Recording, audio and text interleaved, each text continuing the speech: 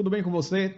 Tudo na pressão total? Estamos iniciando mais um programa Construção em Foco. Como você já sabe, o nosso objetivo é informar o setor da construção, trazendo novidades, tendências, inovações, sempre conversando com grandes convidados. Hoje temos aqui mais um grande convidado fazendo parte desse programa e desde já eu já convido você a acompanhar a gente pelas redes sociais, YouTube e pela TV, uma parceria que nós temos com a TV Band. Hoje temos uma história inspiradora de um grande executivo do mercado da construção. Ele que é diretor comercial e marketing do Grupo Ikine e que já atuou em grandes empresas do segmento. São mais de 30 anos de experiência e eu digo, é um dos diretores, um dos executivos mais valorizados do mercado. Estou conversando hoje com Leonardo Vasconcelos. Léo, para a gente iniciar aqui, eu gostaria de entender quais são os pilares básicos da gestão comercial. Como é que você enxerga a gestão? Átila, a gestão comercial ela tem como premissa básica o trabalho duro, incansável, ético. Eu acho que a gente compensa muitas deficiências que cada profissional tem trabalhando. Você não consegue controlar o talento que você tem, mas você consegue controlar o volume de trabalho que você aplica. Eu nunca fui dos mais talentosos, mas eu sempre fui uma pessoa que trabalhei muito. E eu sempre compensei, no início da carreira, minha falta de experiência ou, eventualmente, falta de talento para algumas funções, me dedicando mais. Então, eu sempre fui um obcecado pelo que eu fazia. E o resultado sempre foi algo que eu trabalhei muito forte para alcançar. E sempre tive disposto, muita disposição a pagar o preço por isso. Então, isso foi algo que sempre me trouxe bons resultados, né? Obviamente que sempre procurando estudar, melhorar, né, se aprimorar, mas como premissa o trabalho forte, incansável, foi algo que me levou a evoluir e atingir muitos objetivos ao longo da minha carreira. E aí, quais são os grandes desafios na tua percepção para quem trabalha com a gestão comercial? Tudo é gente. Acho que você conseguir gerenciar as pessoas de uma forma com que consiga extrair o melhor delas, mantendo-as motivadas, mantendo-as focadas no trabalho, né? E conseguindo com que trabalhem em conjunto, se dedicando ao máximo, com alegria, com paixão. Eu costumo dizer que é difícil acontecer as boas coisas, me desculpa o termo, mas é exatamente isso, sem tesão, tá? Então, principalmente na nossa área de vendas, e eu tive grandes professores ao longo da minha carreira, e quando você vai analisar esses caras, você vê que tem algumas características que são comuns entre eles. A disposição para trabalhar, o brilho nos olhos, né? São aqueles caras que acordam com motivação, com vontade de fazer acontecer, que acreditam sempre, que não desistem no primeiro obstáculo. E a constância no trabalho, né? E principalmente nos momentos de baixa do mercado, que você tem que fazer algo diferente, algo a mais. Não dá para, num momento de crise, num momento de recessão, você continuar fazendo a mesma coisa que você fazia. Você tem que pensar diferente, mas você tem que executar, você tem que trabalhar mais. Você sabe assim, eu vou ter que dispor de um esforço maior para entregar esse resultado. Então, eu gosto muito, né, de uma frase de assim, ao sem talento, obsessão. Porque quando você é obcecado por uma coisa, você faz tudo o que for necessário para atingir aquilo. E eu queria entender do Léo como é que começou a carreira do Léo no setor da construção, Léo, né? Até porque o nosso programa aqui é o programa Construção em Foco e a gente traz personalidades do setor. Comecei cedo, o meu pai também sempre foi do segmento de material de construção, né? É a minha grande referência. E devido a essa proximidade dele com o setor, eu acabei tendo oportunidade de começar cedo como vendedor. E depois eu acabei passando, isso me deu uma base muito boa, que na verdade eu começo como vendedor ali, o vendedor de porta em porta, e depois eu vou para uma loja de material de construção, trabalhar como promotor, vendedor de loja. Então minha base é PDV. Eu acabei ali passando por um call center, na época que os call center estavam muito forte, né? Desenvolvi um call center numa loja de material de construção. E aí depois eu saio dessa loja e vou para a indústria, trabalhar como vendedor, mas já com a base muito forte. E aí quando eu vou para a indústria, eu tinha 2 focos, que era PDV, eu arrumava a loja, exposições, e fazia treinamento técnico. Qual a indústria, Léo? Na época era a Roca. Ah, tá certo. Na época Celite, né? Sim, então sim. Depois a Roca compra. Então eu arrumava a exposição de louça sanitária, eu dava treinamento técnico, eu vendia, eu viajava bastante, visitava os clientes, então já tinha naquela época a ideia de, puta, eu vou para a loja arrumar, por que eu não treino os caras para vender meus produtos? Então me capacitei para treinar e assim fui, né? E aí depois eu acabo recebendo uma proposta da Roca para ser supervisor de vendas, começo a fazer o trabalho e logo depois vem a oportunidade, que foi a virada de chave na Tintas Iquine, e aí eu assumo a gerência Nordeste, e aí acontece o que todos já sabem, né? Iquine faço o processo de expansão para outros canais. No primeiro momento só vendia loja Maticom pequena, e aí a gente começa a entrar nos homes, nas lojas de material de construção de grande porte, começa a lançar produto, vem o sistema tintométrico, e a empresa dobrava de tamanho a cada ano. E aí a gente tinha, na época, eu entro na Iquine, eu tinha algo em torno de 26 representantes, e a gente multiplica por 10 essa quantidade de representantes, né? Multiplica por 10 a quantidade de clientes, né? Então você tinha 1.000 clientes ativos, você passa a ter 10.000 clientes ativos, atuando em todos os canais e em todo o Brasil, né? E aí a Iquine atinge a 3ª posição do ranking nacional, maior empresa do país, 100% capital nacional, né?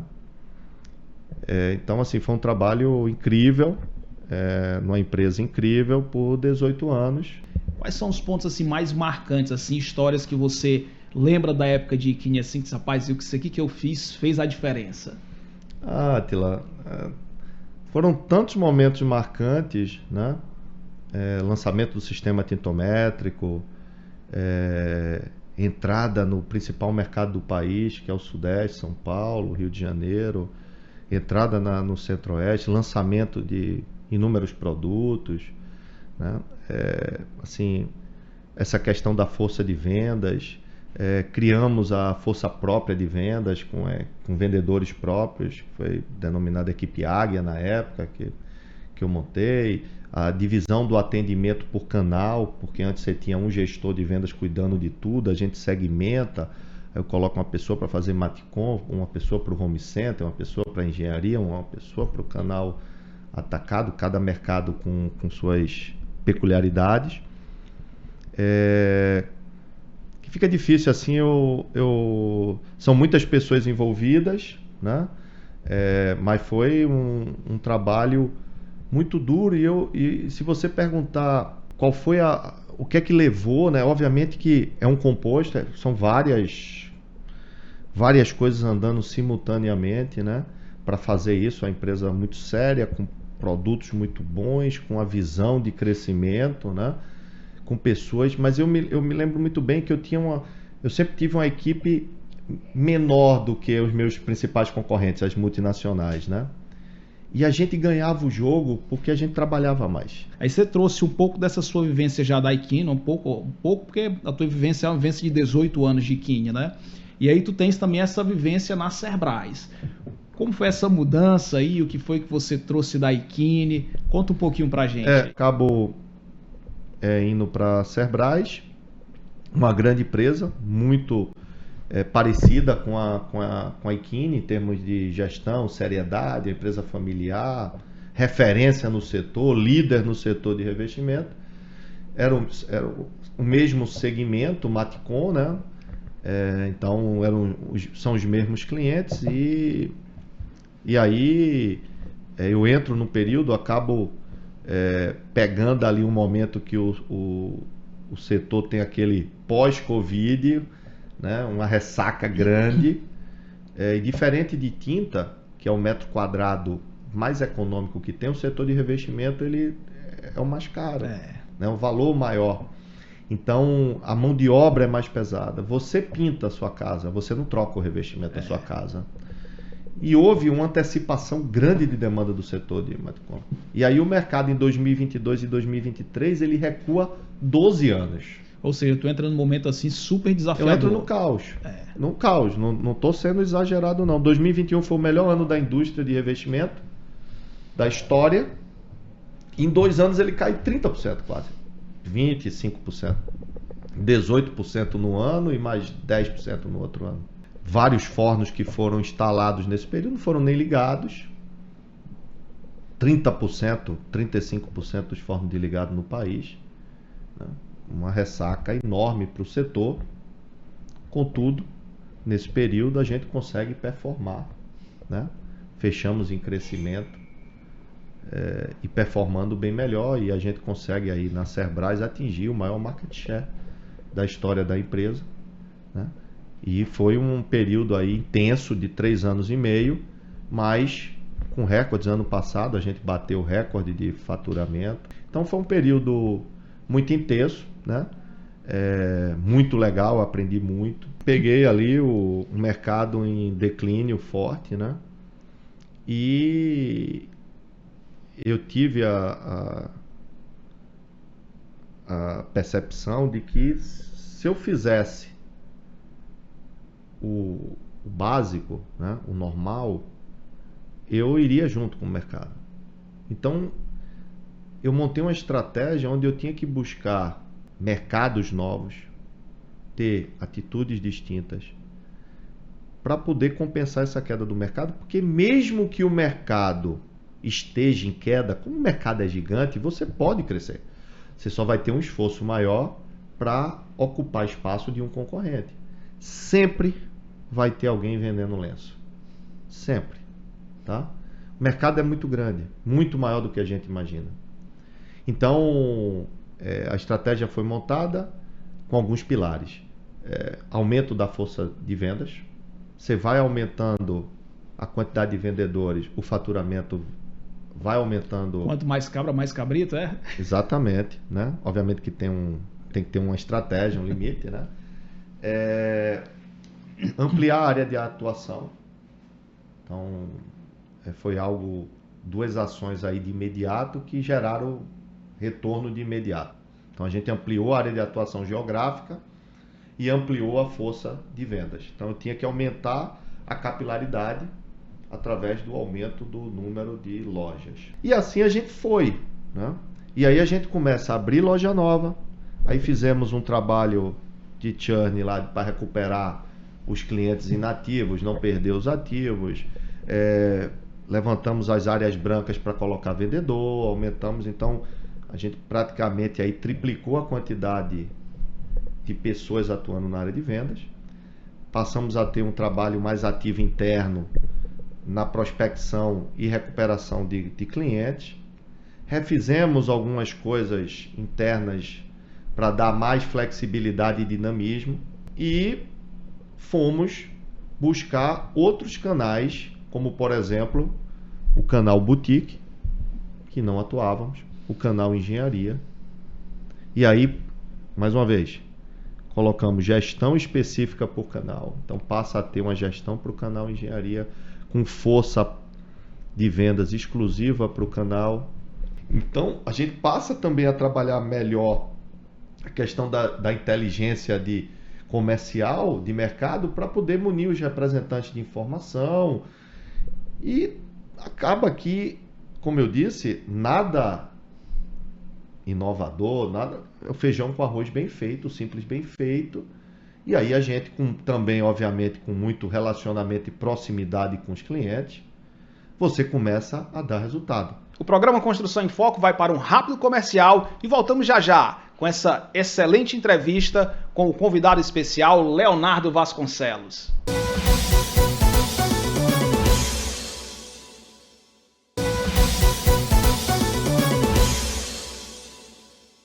Estamos de volta com o programa Construção em Foco, com esse convidado especial, Leonardo Vasconcelos, falando de gestão transformadora. E, Léo, você colocou um ponto importante, que é o seguinte, é a estratégia. E o preço é um componente da estratégia, né? Como é que tu está analisando aí o setor de material de construção nesse momento, né? A gente tem essa questão da guerra comercial, juros altos aqui no mercado nacional, a gente tem alguns fatores macroeconômicos que são um pouco delicados, né? Mas como é que se analisa aí o mercado e o setor de material de construção nesse contexto? Nada do que está acontecendo é novidade para os comerciantes. Cada vez mais o sell-in é consequência do sell-out. Eu acho que hoje a novidade e que tem atrapalhado por demais são as bets. O volume hoje de faturamento das bets é muito grande e isso está comprometendo a renda da família, afeta muito os consumidores das classes C, D e E, das pessoas que recebem Bolsa Família. Você tem ali um percentual alto gastando nas bets e chega a gastar 40% do que ganha do governo. Isso era um dinheiro que entrava e vinha muito para o nosso setor, né? O sonho dessa pessoa é a reforma da casa. Então, as bets têm tirado muito dinheiro. Esse dinheiro não volta para a economia. As bets não geram muito emprego, porque é tudo automatizado. Então, é algo que a gente está tendo que conviver, que está muito forte e que tem tirado dinheiro, não só do setor Maticom, mas como um todo, tá? Do varejo como um todo. Então, acho um problema que é um problema social, porque as pessoas, elas já estão com a renda comprometida. Acho que eu vi um número, acho que era 70%, 80% das classes mais baixas com renda comprometida, né? Então, assim, o varejo, por sua vez, além de estar sofrendo com isso, essa questão dos juros altos é na veia para o varejo. Tudo mais caro, né? O brasileiro gosta muito do parcelamento. Com os juros nesse patamar, a pessoa que comprar vai gastar um recurso grande com juros. Então ela poderia estar usando esse recurso para gastar com outra coisa. Então não vejo muita mudança no cenário até a próxima eleição. Eu estava lendo um dado, Átila. A gente tem hoje no mundo conflitos entre países, algo em torno de 43 conflitos. Então é uma estabilidade muito grande. Eu tive agora recente numa feira nos Estados Unidos e a feira teve bem menos fluxo do que deveria de comerciantes americanos, porque lá também estão sofrendo com juros altos e inflação. Então, para onde você vai, você vê o Panamá, um país que eu exportava muito revestimento, uma crise grande. Você vê a Colômbia também sofrendo. Então, o cenário hoje, no mundo ele está bastante desafiador. Eu sinto hoje dos comerciantes, eu não sinto tanto pessimismo, eu sinto até pelo contrário, né? Eles são bastante resilientes, né? Mas com uma taxa a 15% da Selic, quem é que vai investir? Quem é que vai reformar uma loja, construir uma loja? Isso é muito mais seguro você pegar aquela grana e investir com uma taxa dessa. Então você inibe o investimento, né? Então hoje eu tenho visto poucas reformas de loja, poucas aberturas. Alguns estados sofrendo mais do que outros. O Ceará é um estado que vem performando muito diferente de outros estados, como Pernambuco, Rio Grande do Norte, tá? A própria Bahia.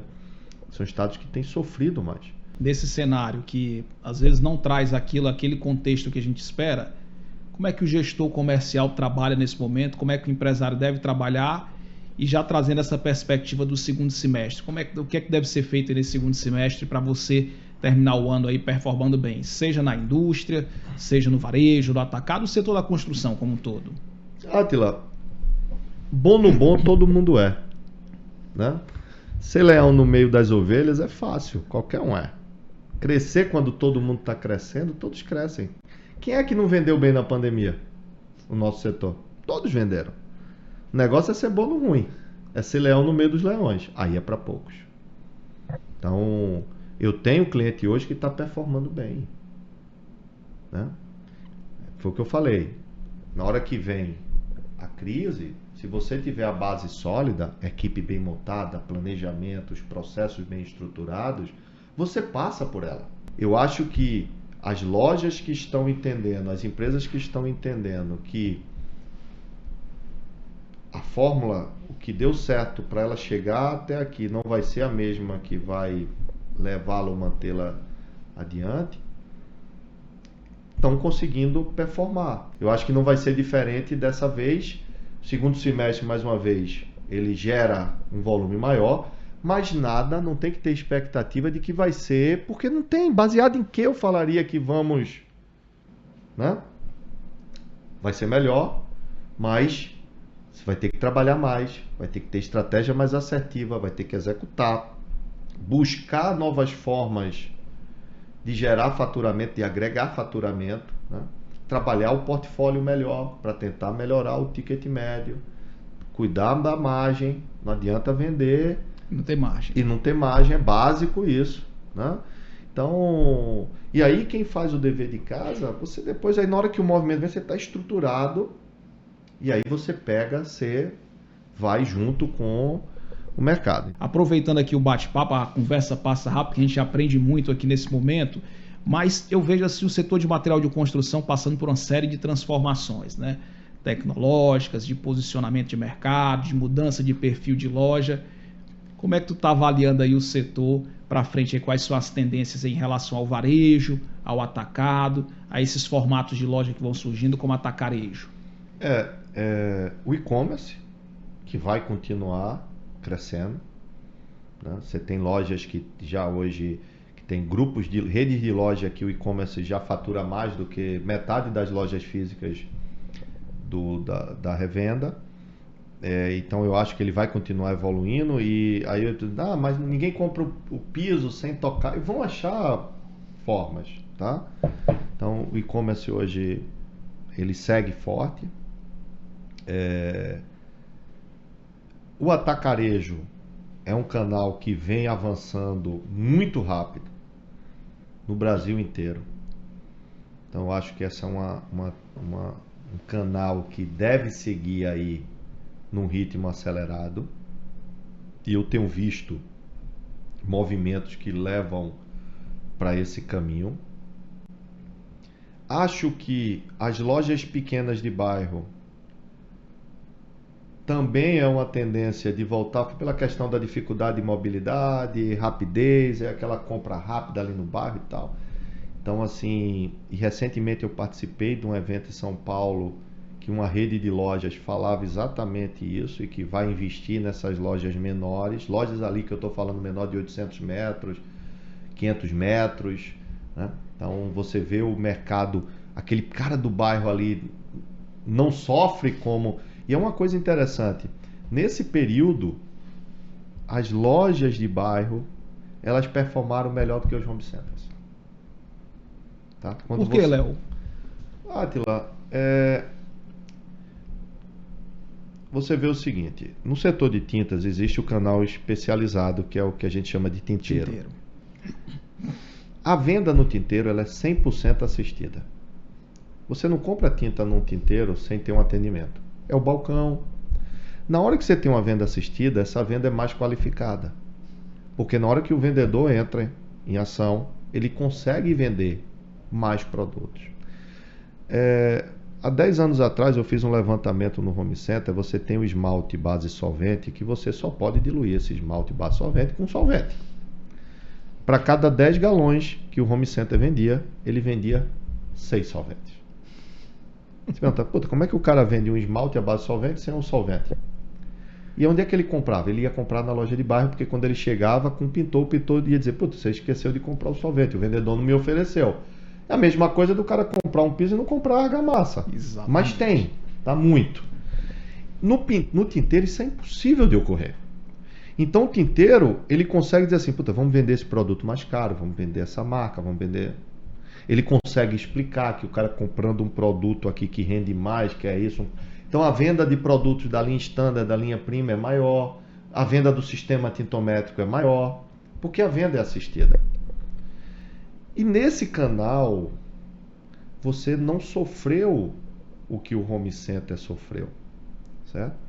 Aí você tem as lojas de bairro, que você entra rápido, sai rápido. Os profissionais preferem, porque o pintor entra sem camisa, o pintor entra descalço, o pedreiro entra, é rápido, conhece. Então, já no home center, você tem uma variedade maior, você tem uma loja melhor, você tem estacionamento, você tem uma série de outros fatores.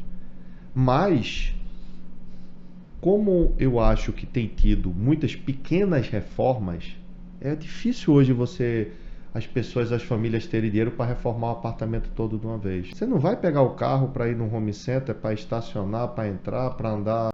Você vai na lojinha ali, compra e resolve. É interessante, né? Porque você vê o seguinte, a importância do atendimento, né?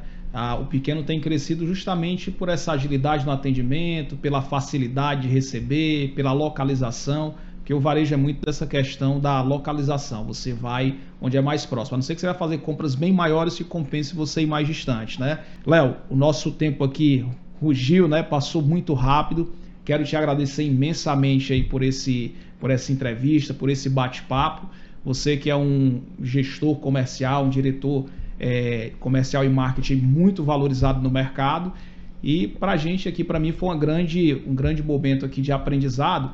E eu acredito para quem nos assiste também, né? Vai ter esse momento aí de identificar quais são os pilares da gestão comercial, identificar o que é que pode ser feito na hora boa e na hora ruim para colher resultado e ter uma gestão transformadora. Obrigado, meu amigo, por estar com a gente. Você que está acompanhando o programa Construção em Foco, estamos chegando ao fim, mas você pode acompanhar no canal do YouTube da Band Ceará. Basta escanear o QR Code na tela e acompanhar essa grande entrevista com Leonardo Vasconcelos falando de gestão transformadora. Se liga!